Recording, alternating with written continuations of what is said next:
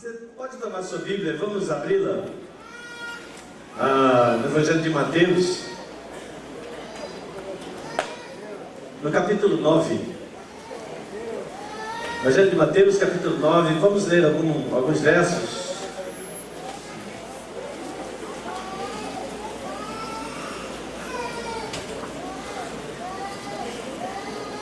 E em Mateus 9,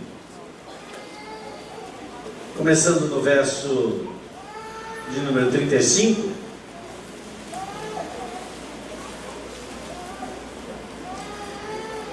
o Senhor quer falar conosco e vai falar conosco, eu creio, nessa noite sobre autoridade.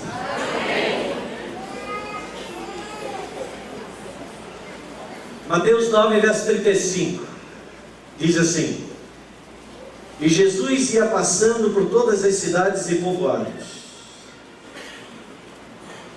ensinando nas sinagogas e pregando as boas novas do reino e curando todas as enfermidades e doenças. Verso 36, Jesus, ao ver as multidões, sentiu grande compaixão por pessoas. Quem viu? Quem viu? Quem teve compaixão? Jesus. Ele viu, ele teve compaixão. Pois, qual era a realidade? Elas estavam aflitas, desamparadas, como ovelhas que não têm pastor. Então, essa visão que Jesus teve há 2000 anos atrás é a mesma visão que Ele teve sobre mim e sobre você no tempo da nossa existência. Então, e aqui a gente começa a aprender de Jesus como um líder. E para cada um de nós que operamos em qualquer instância da nossa vida uma ação de liderança, é importante que a gente perceba aquilo que está presente aqui nesse texto. Veja que inicialmente Jesus viu, e naquilo que ele viu houve um movimento interior dele de compaixão. Ele viu e sentiu. Estava diante dos seus olhos. Jesus conseguiu ver além da moldura, além daquilo que se apresentava. Jesus foi capaz de discernir que aquelas pessoas, por mais que estando ali, daqui a pouco voltariam para suas casas, Jesus as via desconectadas, desligadas, sem referencial. Mas o que é uma pessoa diante de multidões? Como enfrentar esse desafio? E aí ele diz assim, versículo 37, está o relato, onde Jesus diz: Então falou aos seus discípulos: De fato, a colheita é abundante. Algumas outras versões falam a seara. Seara é o lugar onde se semeia, é o lugar onde se colhe. A seara é o mundo. A colheita são as vidas, as pessoas que vivem no mundo. Jesus olhou e viu. Jesus olhou e sentiu. Pessoas aflitas, desamparadas, sem destino, e ele não apenas ficou com a visão, mas ele transferiu aquilo que ele estava vendo para com aqueles que estavam junto com ele. Eu vejo nesse primeiro momento um grande ensino de Jesus para nós que exercemos liderança no corpo de Cristo. Não basta você apenas ver e perceber as necessidades e as situações. Construa uma equipe para ver e sentir como você. Foi o que Jesus fez em todo o seu ministério. Jesus, claro, maior, cheio do Espírito, totalmente dirigido e governado pelo Espírito, discernia as realidades, mas não ficava com elas. ele partilhava isso. Ele compartilhava isso. Então ele diz, a seara é grande, mas ele também faz aqui um atestado. Os desafios, desafio é essa multidão, como ovelhas desgarradas, como ovelhas sem pastor, como ovelhas que não sabiam para onde seguir. E Jesus diz, a colheita será abundante. Diga, a colheita será abundante. Diga assim, essa é uma declaração profética. Porque Jesus, ele disse, a colheita será abundante. Mas ele faz aqui uma ressalva. É o que se segue nesse versículo. Mas os trabalhadores são poucos. Mas ele produz também uma solução. Diga glória a Deus por isso. Ele disse, porém, orai ao Senhor da seara e peçam a Ele que Ele mande mais trabalhadores para a sua grande colheita. Então, gente, em primeiro lugar, a gente vê aqui que Jesus se dirige a seus discípulos para que eles olhassem a mesma realidade que ele estava vendo. Esse é o grande desafio de cada líder. Não trabalhe sozinho, não faça nada sozinho. Não espere que os outros estejam vendo aquilo que você está vendo. Compartilhe com eles o que você está vendo. Mostre, revele para eles os seus sentimentos, o nível da visão do seu alcance. Jesus viu uma grande multidão, ele olha e vê, bom, tenho aqui 12 junto comigo, mas que não estão prontos e estão preparados para essa grande colheita. Mas o primeiro passo que Jesus dá é compartilhar com eles a sua mesma visão. É compartilhar com eles o seu mesmo sentimento. Em segundo lugar, Jesus mostra aqui que em todos os tempos, na verdade vão se seguir na história da igreja até os nossos dias e os dias que haverão de vir. Em todo o tempo da existência da igreja, serão poucos o número daqueles que querem ser resposta de Deus aos desafios de um mundo sem Deus. Em todos os tempos da história da igreja, sempre serão poucos aqueles que discernem e percebem os desafios para suprirem um mundo sem Deus. São poucos, diga poucos. E nessa noite eu já começo a transferir sobre você algo. De que grupo você faz parte? Jesus falou que serão poucos. Roguem ao Senhor da Seara. É para não pensar que isso não é uma prática de intercessão muito forte da igreja? Rogar ao Senhor que mova corações para pegar alarado e ir junto. Não é, parece a queixa de todo líder. Poxa, temos um trabalho tão grande para fazer e tão pouca gente. Sim ou não, gente? Então, e mesmo com pouca gente, você às vezes, mas eles não estão entendendo, eles precisam atuar de uma forma mais intensa. Ou seja, parece que em todo tempo a resposta não é totalmente aquela que você desejaria obter. A questão é a gente ficar olhando para essa situação e se perder nessas análises. A questão é eu saber se eu faço parte desses poucos que Deus pode contar para trazer Deus para uma geração sem Deus.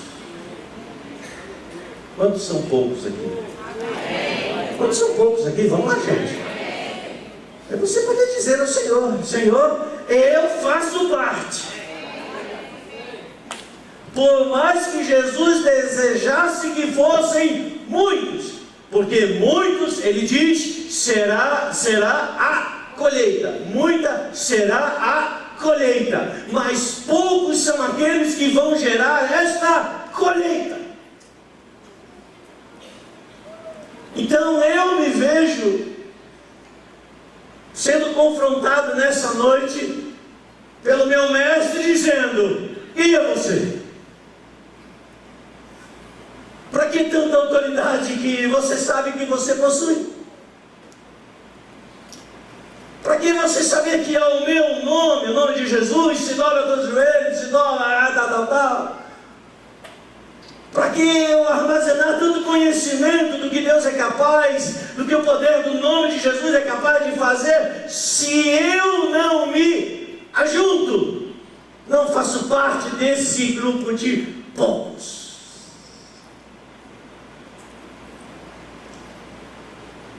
Vocês estão quietos? Diga bem, só para saber que você está aqui e será na mesma viagem.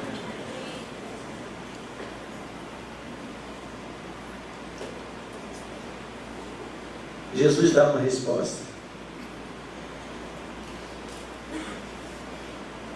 Ele está dizendo para os discípulos: olha, não somos nós 13 que vai gerar a resposta para essas multidões. Vocês vão rogar ao Senhor da Seara: Senhor, levanta no nosso meio homens e mulheres que dizem sim para o Senhor. Levanta homens e mulheres que possam dizer: conta comigo, Senhor, nessa geração. Senhor, pode não ser muita coisa aquilo que eu seja. Pode ser que eu talvez não atenda todas as tuas expectativas, mas o pouco eu não tomarei para mim. Eu vou dedicar ao Senhor. Amém, não amém, gente? A gente está numa obra aqui para construir essa sala com mais de 100 metros quadrados. Para a gente, desde amanhã até o fim da tarde, abençoar crianças dessa comunidade. Onde estão os trabalhadores para essa obra? Com quem Deus vai contar entre nós aqui? Mas nós vamos ensinar matemática, nós vamos ensinar português, nós vamos ensinar ciência. O que isso tem a ver com Deus? Tudo. Porque a unção está sobre você. E quando você fala, quando você ministra, quando você ensina, ainda que seja um conhecimento natural, a unção de Deus vai tocar a vida dessas crianças. A unção de Deus vai tocar a vida desses adolescentes.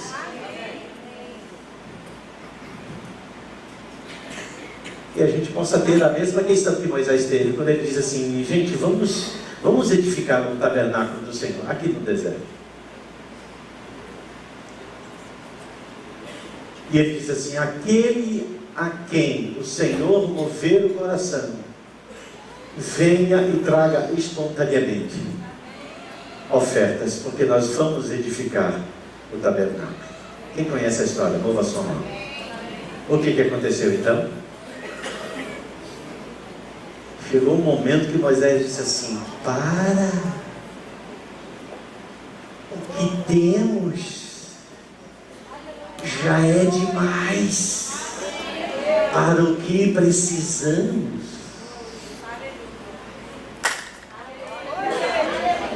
Quatro 4.000 anos atrás. Mentalidades escravas por 430 anos no Egito. Mas naquele momento, naquela circunstância, moveram o seu coração. Oh, irmãos, nós temos recebido muito mais. O que significa dizer, e assim como Jesus falou daquela viúva, aquela mulher, todos deram do que não lhes faria falta, mas ela deu tudo do que ela possuía.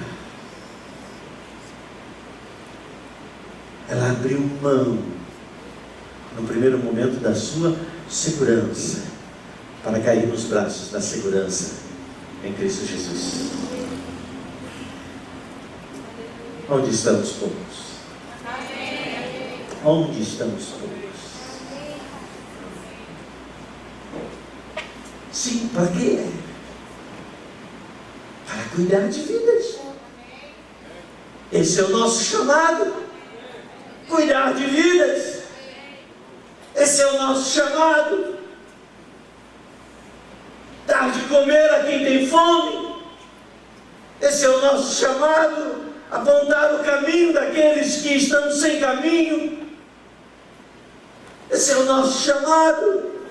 Na terça-feira, depois aqui, quando termina, em lugar da gente, vamos para a minha casa. Um grupo de 12 pessoas. 15, 20. Vamos para o centro de Campo Grande. Nós somos muito mais do que 20. Hoje aqui.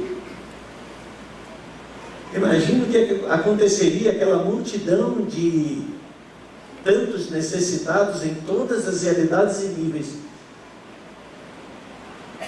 se houvesse um movimento dentro da gente. Eu vou. Amém.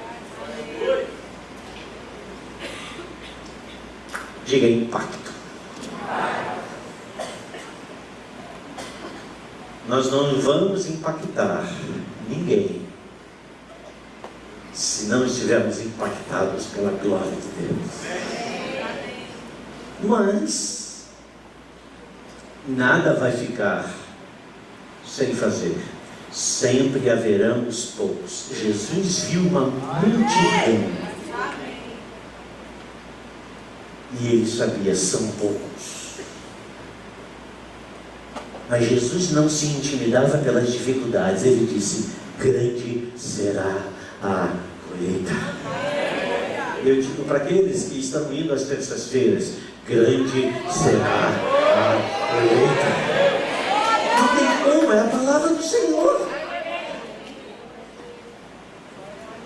O que nos motiva não tem que ser em primeiro lugar quantos estão conosco. O que nos motiva é a convicção de que o Senhor está conosco. Se o Senhor está conosco, é a maioria já, gente. O inimigo vai olhar, vai ver você, ele vai enxergar 10 mil. Existe uma realidade espiritual, de autoridade, quando nós nos movemos em direção àquilo que é o nosso propósito.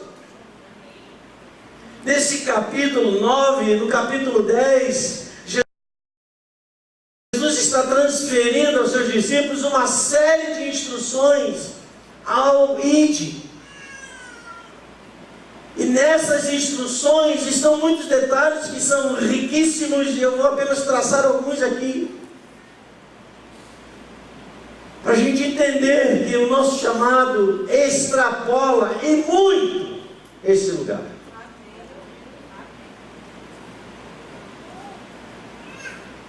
Capítulo 10, que na verdade é apenas introduzido nos textos bíblicos para dar uma certa divisão e localização dos textos, mas originalmente aqui o versículo 38 é uma continuidade, é como se então o versículo seguinte fosse o 39, o versículo 1 do capítulo 10, ou seja, é uma continuidade, não é uma interrupção, não é um outro assunto. Jesus está no mesmo lugar falando das mesmas vidas, as mesmas pessoas.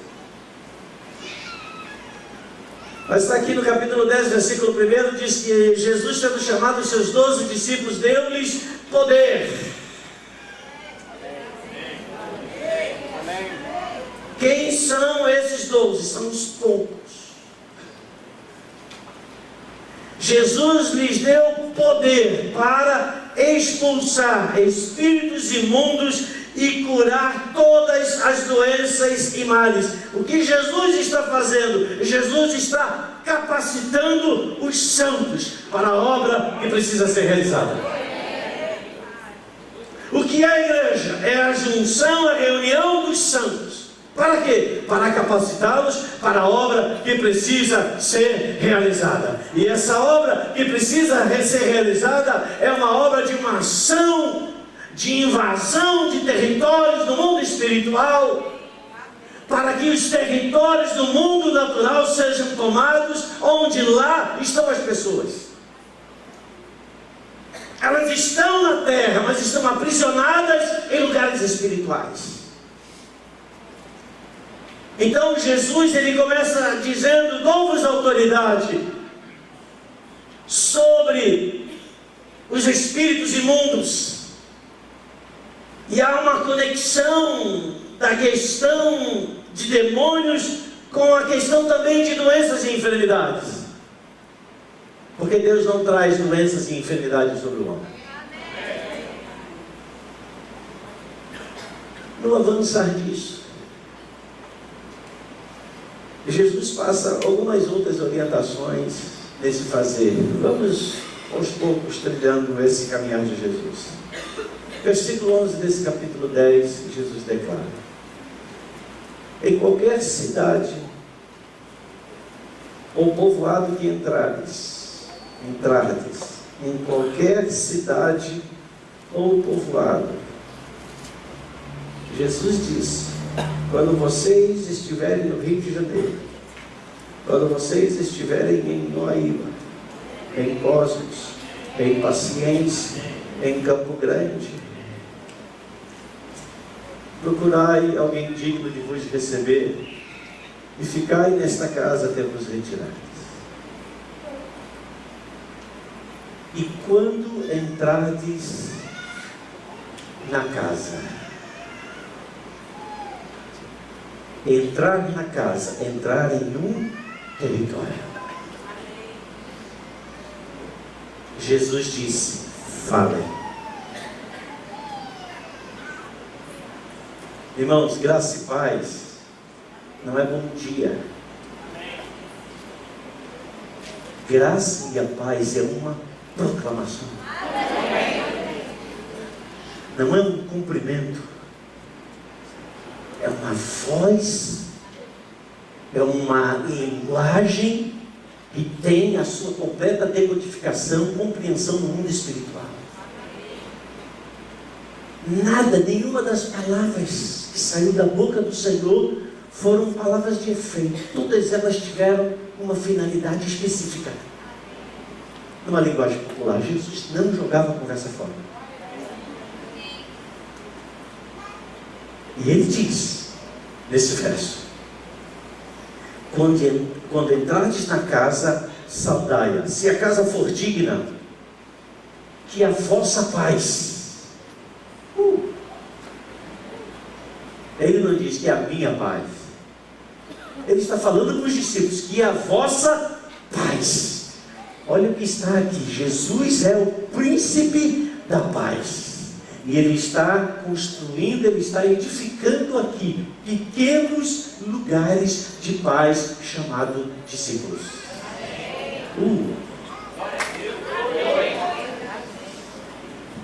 Diga: eu sou casa de Deus. Diga: eu sou casa da paz. É uma casa entrando numa outra casa. É uma casa entrando em outro território. Onde que você entra dentro de um hospital e a paz, a shalom de Deus está indo com você, irmãos. Não é uma visita que a gente vai fazer apenas para a pessoa ficar feliz porque viu a gente. Nós precisamos ter a convicção daquilo que nós transportamos, da unção e da autoridade que nós transportamos. E Jesus está dizendo: vocês quando entrarem, porque vocês estão comigo, e eu sou Shalom, e eu sou paz, quem anda comigo vai viver aquilo que eu sou. E eu sou Shalom. então você se torna a extensão do que eu sou. Quando você entrar naquela casa, eu entro com você. Quando você entrar naquele ambiente, seja favorável, seja hostil, eu entro com você. Não temam coisa alguma. Eu sou a vossa Shalom.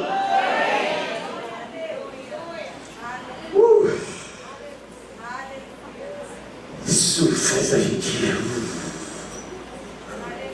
ficar na ponta dos pés. Eu sei quem eu sou. Eu sei quem está em mim. Eu sei que estou nele e ele está em mim.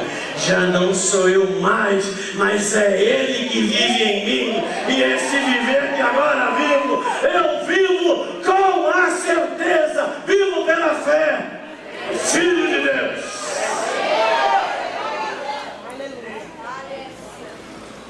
Se com ele morremos, com ele também triunfamos, ressuscitamos.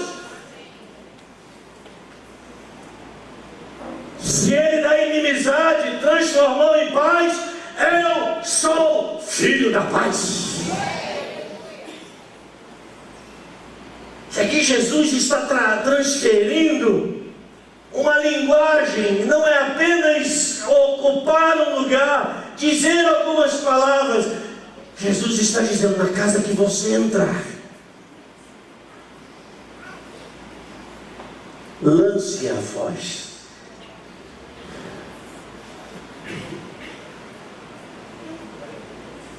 Irmãos, a autoridade não é apenas alguma coisa que se tem.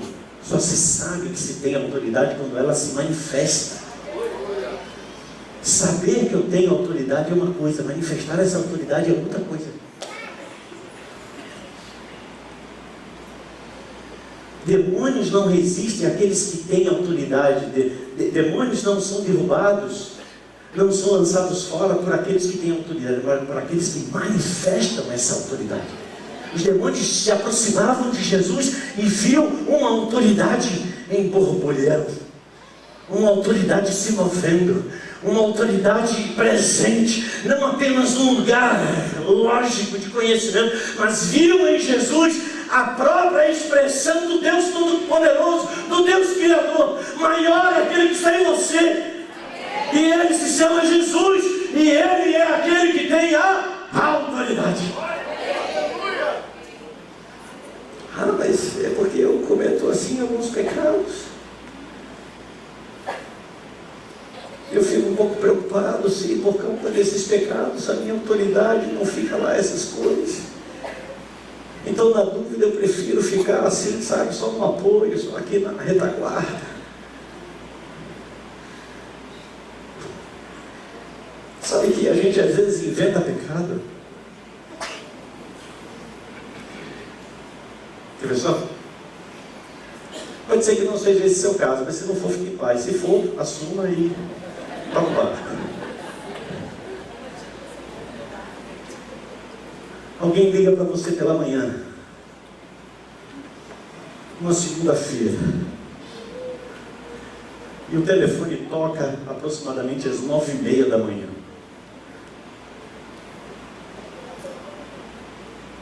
E você atende. E você com aquela voz rouca, alô? E a pessoa pergunta dos lados: ô, apóstolo, desculpa, você estava dormindo? Eu dormi? Não. A gente cria um pecado. Existe algum problema de você estar dormindo 9h30 da manhã? Não, problema seu. Mas a gente fica intimidado e ameaçado pela outra pessoa e não, estou acordado. Acordei agora, né?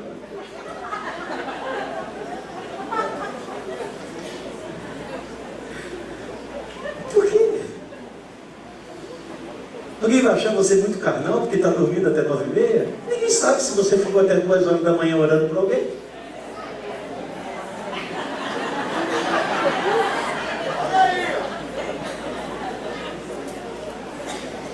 Certa vez, eu lembro aqui agora, os discípulos inventaram também o pecado.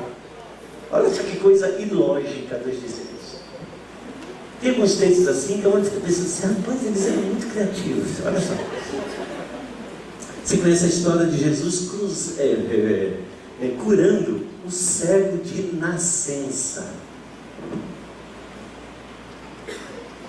O cara havia nascido, o que, gente? Cego. Então ele estava lá no ventre da mãe dele e a visão não se formou. Ele estava cego. E está lá o cego e os discípulos fazem uma pergunta para Jesus. Quem lembra da pergunta? Então fala aí. Jesus, quem pecou? Ele ou os seus pais? Né? Gente, mas recém-nascido peca? Bebê dentro da barriga peca? Ele não era cego de nascença? Como é que ele poderia ter pecado? Porque as pessoas parecem que estão mais prontas a crer no pecado do que crer no poder salvador de Cristo Jesus. E eles perguntaram a Jesus: quem pecou? Foi ele? Ou foi os pais dele?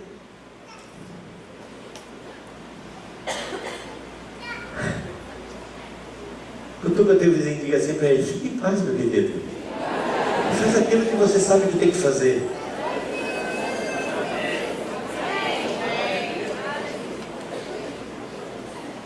Ele fica com curiosidade, mas o que aconteceu?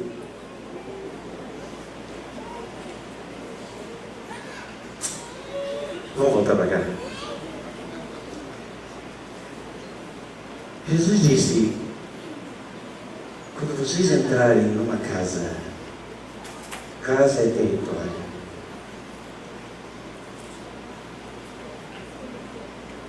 Vamos nos mover à santa convocação. Vamos nos mover para a evangelização. Vamos nos mover na reunião da célula. Obrigado, Pai, pela tua shalom nesse dia. Eu estou falando isso para você porque não é porque eu faço isso sempre, não. Mas nós temos que aprender ou reaprender os fundamentos que são tremendamente poderosos. Jesus falou para os seus discípulos: a casa que você entrar. Quantas casas a gente entra e sai? E a gente entra, conversa lá, sabe o que for, conversa, às vezes tem abobrinha, e a gente entra com a paz e sai com a paz e não deixa nada para trás. Significa dizer que a gente não usa a linguagem de autoridade. Deus, quando criou o homem, Jesus, quando restaurou esse homem, colocou nesse homem uma linguagem de autoridade. E essa linguagem de autoridade funciona.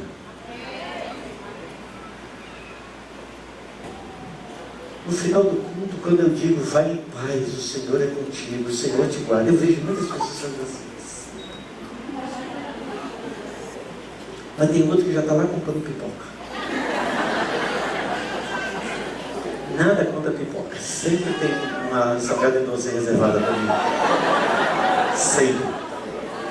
Não, quero não.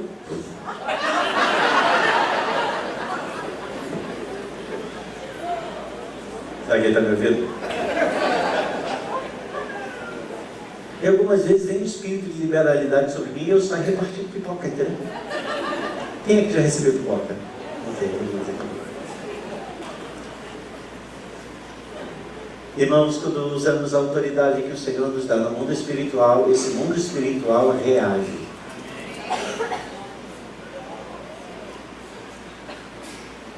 E esse mundo espiritual, e aqui estou citando o mundo espiritual das trevas, ele reage para tentar nos paralisar. Porque o mundo das trevas sabe o que é uma voz de autoridade. E a igreja é uma voz de autoridade na terra.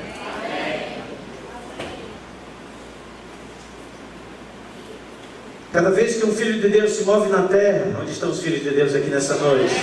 Diga: sou eu! Cada vez que nos movemos na terra, em que sentido for, nós produzimos ações no reino dos céus e produzimos reações no reino das trevas. E o lugar de autoridade tem uma linguagem. Diga, todo lugar de autoridade tem uma linguagem. Diga, e com a linguagem nós construímos ou nós derrubamos. Mas a linguagem de autoridade precisa ser pronunciada. Jesus não expulsou demônios. Ele disse. Jesus não curou enfermos. Ele tocou. Ele falou. Jesus é o nosso exemplo maior. Somos discípulos dele, temos que fazer a mesma coisa que ele fez. Uma coisa muito interessante, eu estava examinando isso, e eu fui para Gênesis capítulo 2, versículo 19, quando diz lá que Deus chamou o homem, formou o homem, e trouxe diante desse homem todos os animais que até aquele momento não possuíam nome. O nome é uma linguagem que gera uma identidade. Sim ou não? Todo mundo quer saber, quando o bebê vai nascer, primeiro se é menino ou menina, e vem a seguinte pergunta: quem são os avós? Ele pergunta quem é o avô. Quem é a avó? Nasceu aonde? Qual é o nome? Sim ou não? Eu nunca fui numa maternidade para ver uma criança recém-nascida que não tenha lá na papeleta já escrita pelo nome. No mundo espiritual, aquela vida já se torna conhecida. Ela carrega agora um nome. Então, o domínio, que é o exercício da autoridade, precisa carregar e transportar um nome. Por isso que Jesus disse: em meu nome, porque o meu nome transfere autoridade, porque eu tenho domínio sobre todas as coisas. Deus criou o homem para que o homem dominasse. Mas antes do homem dominar sobre a criação, e aqui especificamente sobre os animais, Deus chama o homem e diz para esse homem: dê nome. E Adão então dá nome a todos os animais. A partir desse ato que ele dá nome, ele exerce domínio, porque quem dá nome tem mais autoridade do que aquele que recebe o nome.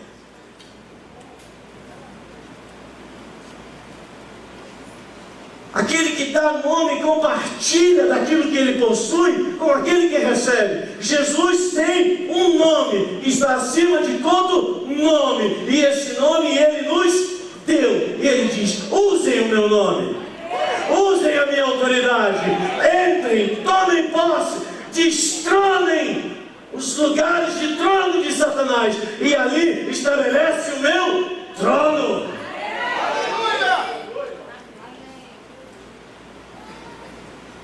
Diga: todo lugar de autoridade requer uma linguagem. Diga: e essa linguagem, ela precisa ser falada. Abra a sua Bíblia, lá em Gênesis, por favor, capítulo 11. Vamos ver o outro texto.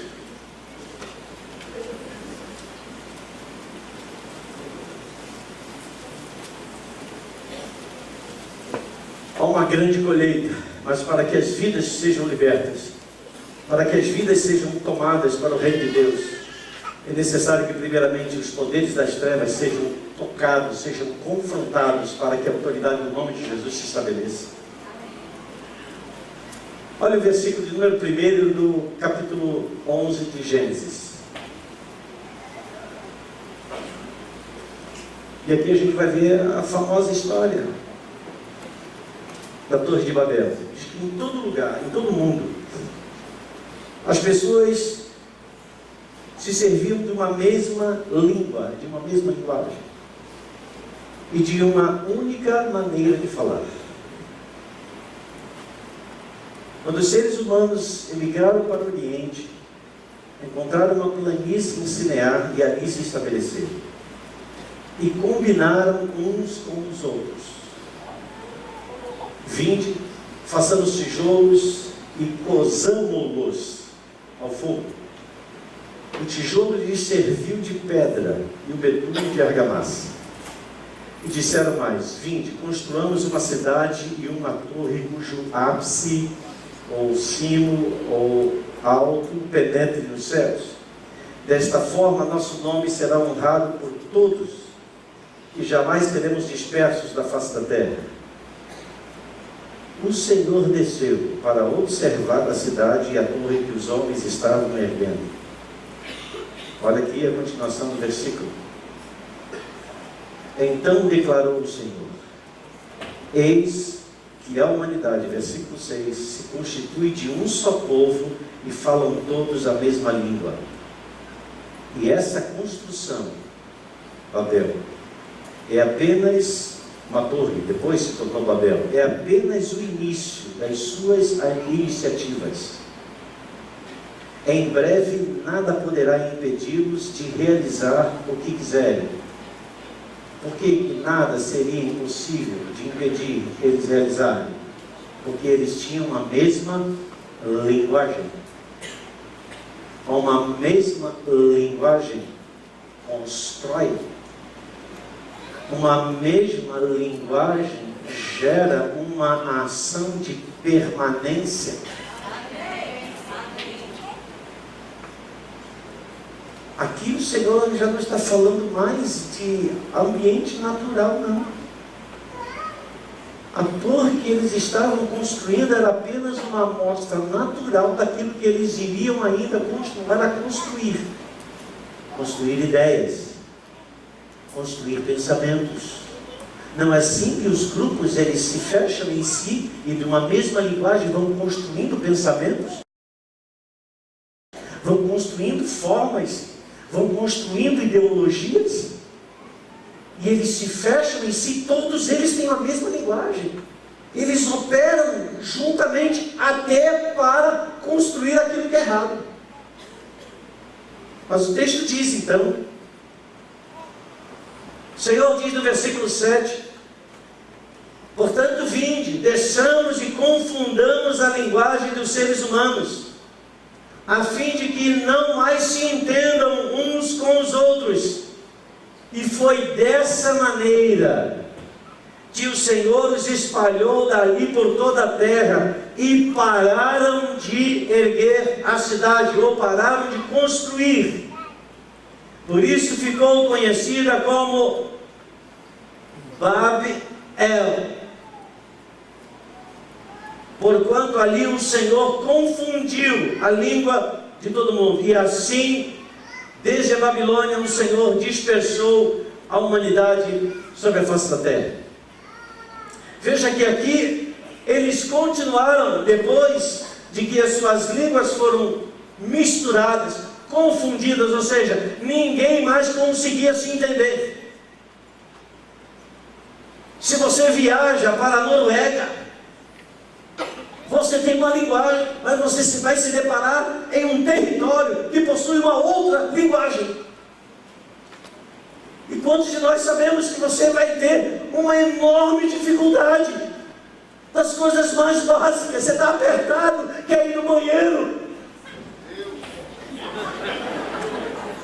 você vai ter que fazer gestinho. E sabe lá até que ponto isso vai ser compreensível também, pode pensar que você é maluco. Enfim, você vai ficar em apuros, ou seja, a ausência de uma linguagem comum, a ausência de uma linguagem comum interrompe processos, interrompe realizações. A igreja é o corpo de Cristo. E o corpo de Cristo só tem uma cabeça, uma língua.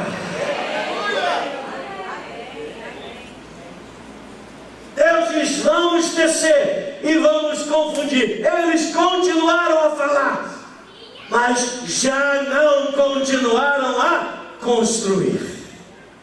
E toda construção que é paralisada, em breve ela vem à ruína.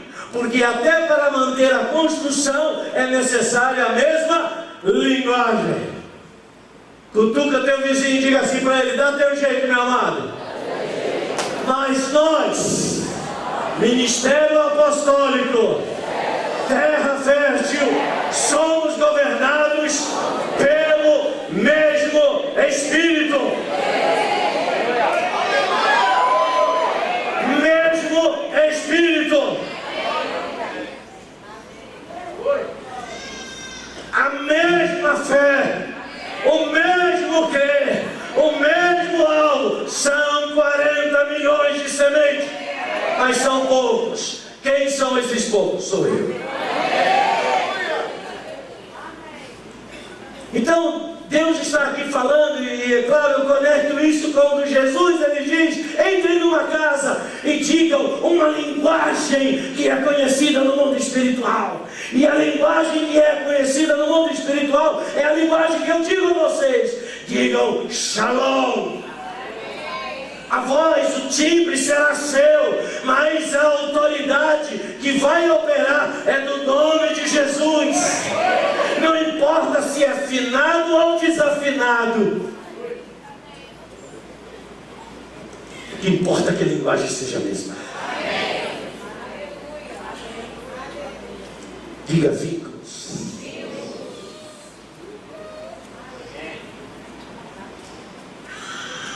Você quer ser essa liderança, faça com que o ambiente da sua liderança seja uma só linguagem. É determinante isso. Pessoas podem ter ideias, podem ter concepções diferentes, nada de errado quanto a isso.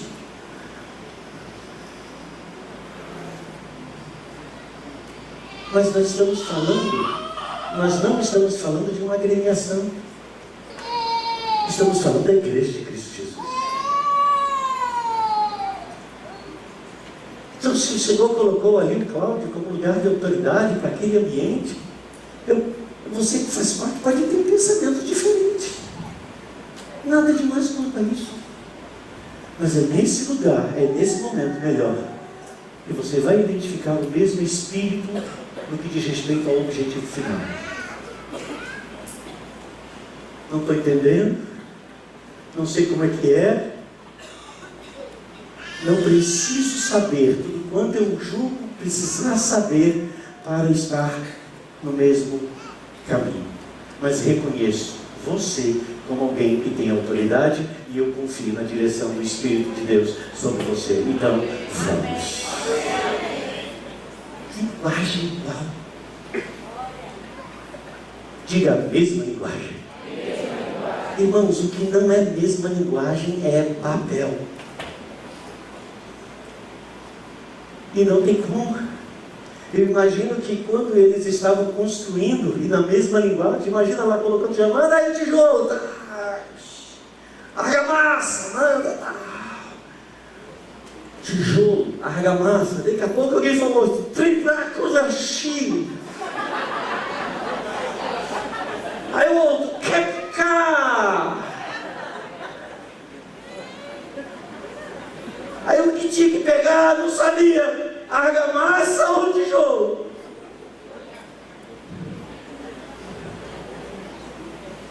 De repente aquela construção parou. Eu vou edificar a minha igreja. E as portas do inferno. E as portas do inferno. As portas do inferno. As portas do inferno.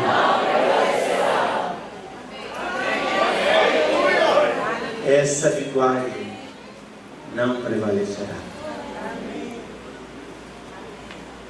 Então, irmãos, Para que a gente vai ficar tentando construir uma linguagem diferente?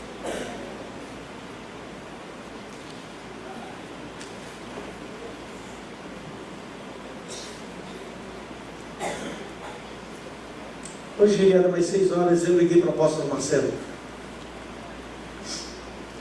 O apóstolo Marcelo tem o seu ministério ali em Realengo. Eu liguei para ele: tudo bem, Marcelo? Ele: tudo bem? Estou me ligando essa hora, o que aconteceu? Eu disse: nada, irmão.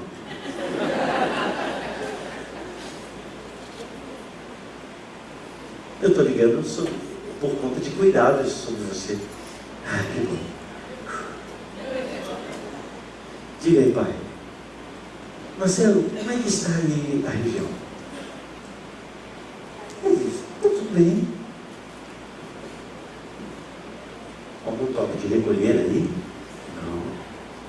Tudo certo. O culto hoje vai acontecer normal? Né? Horário? Sim. Por quê? Sim, porque eu tomei conhecimento de umas coisas que estão acontecendo em Realengo.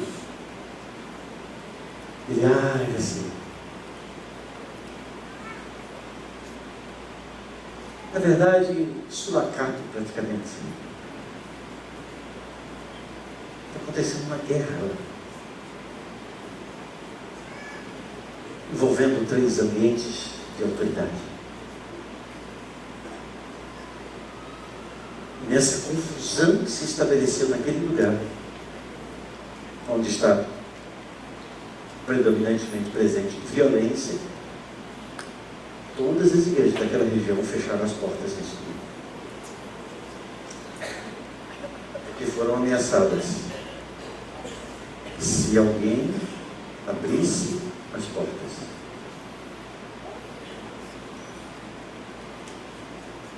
eles não iriam considerar nada, iriam atirar para matar.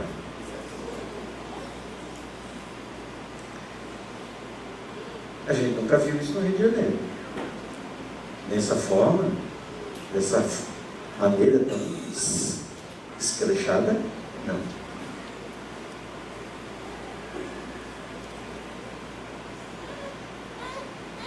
Mas o que é o Sulacato?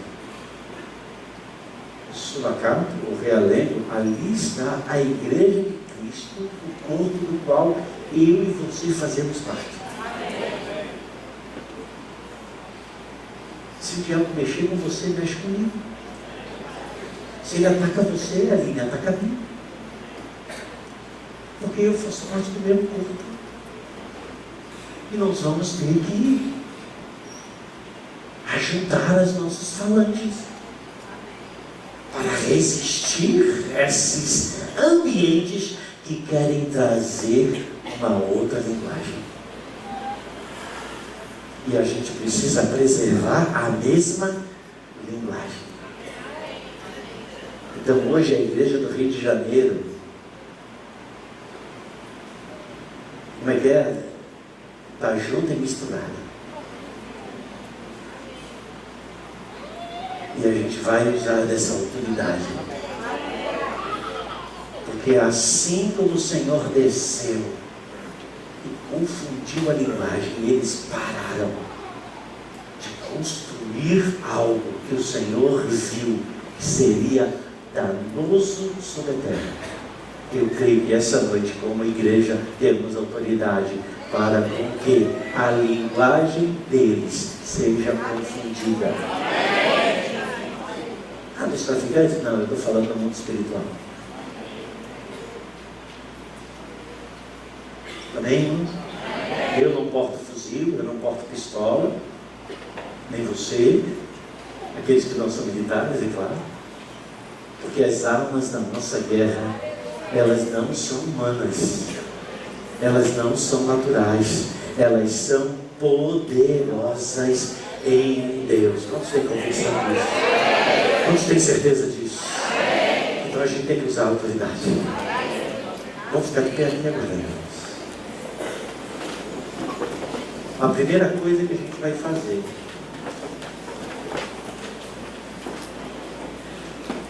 porque diferentemente De Gênesis capítulo 11, quando o Senhor confundiu a língua deles, eles pararam de construir. É diferente da linguagem do Espírito, quando veio sobre a igreja, os 120 que estavam reunidos em Pentecostes. Cada um começou a falar na sua própria língua. Mas todos eram compreendidos um pelo outro. Porque é algo do Espírito. As coisas do Espírito constrói. Ali estava sendo edificada os primeiros movimentos, as primeiras pedras, as primeiras 120 pedras do grande edifício que o Senhor continua a construir. Diga, a obra não foi paralisada. Diga, a obra continua sendo realizada. Então as pedras continuam a ser assentadas. O edifício de Deus continua sendo levantado. Tem uma pedra do seu lado. Não é uma pedra do sapato, nem uma pedra de tropeço. É uma pedra. É um lugar de segurança. É um lugar forte. É o seu irmão que está do seu lado. É aquele que está aí junto de você. E eu queria que vocês dois começassem a adorar ao Senhor.